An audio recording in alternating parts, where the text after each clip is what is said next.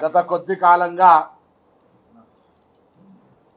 Bharatiya Janata party TRS ఒకటే అంటే కొంతమంది నమ్మిరు, కొంతమంది నమ్మలే. కానీ ఇలా కరీంనగర్ కాబోయే మాజీ పార్లమెంటు సభ్యుడు బండి సంజయ్ గారు కాంగ్రెస్ ప్రభుత్వాన్ని బీఆర్ఎస్ కూలగొట్టబోతుంది అని చెప్తున్నాడంటే వీళ్ళిద్దరి మధ్యలో అవగాహన ఉంది. వాళ్ళ సమాచారం వీళ్ళకు, వీళ్ళ సమాచారం వాళ్ళకు తెలుస్తుంది అనేది మరొక్కసారి నిదర్శనమైంది.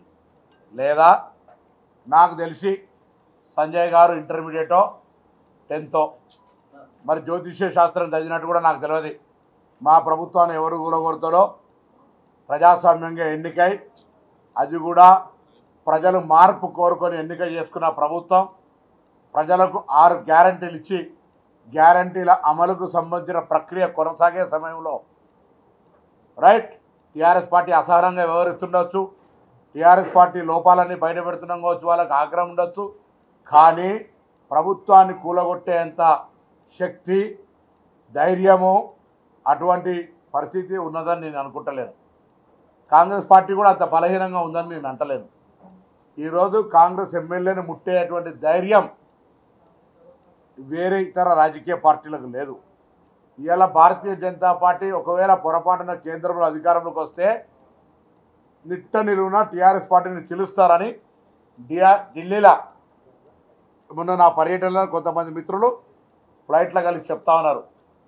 బీజేపీ మళ్ళీ పొరపాటున అధికారంలోకి వస్తే టీఆర్ఎస్ పార్టీ 2 వక్కలు అవుతుంది అని చెప్తా ఉన్నారు.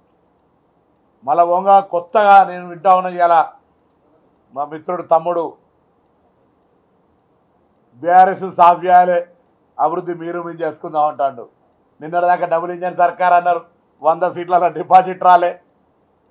ఇప్పుడేమో కొత్తగా అశాస్త్రీయంగా ఈ దేశంలో ధర్మాన్ని కాపాడడానికి దేశవ్యాప్తంగా 4 జగద్గురువులుంటే 4 పీఠాలుంటే ఎప్పుడు కూడా భగవంతునికి లింగ ప్రతిష్ట, ప్రాణ ప్రతిష్ట జరగాలంటే వేద గురువులచే నిర్వహింపబడే ముహూర్తమో వాళ్ళ చేతుల మీద జరగాల్సిన పుణ్య కార్యక్రమాన్నో సమయం కాని సమయంలో పూర్తిగానే అసంపూర్తిగా ఉన్న ఎన్నికల సమయంలో దృష్టి పెట్టుకొని రాముని పేరును మార్కెట్ చేసుకొని ప్రారంభిస్తున్న అంశం మీద జవాబు చెప్పాలి స్థానిక పార్లమెంటు సభ్యుడు. ఏ ఊరికి వెళ్ళినా రాముని ఫోటోలు పెట్టి బాణం వేసే ఫోటోలు ఎన్నికల లోపల, గత ఎన్నికల లోపల మంగళసూత్రాలు అమ్ముకున్నానని చెప్పిన మీకు ఈ నిధులు ఎక్కడికి వచ్చినాయో చెప్పాలి.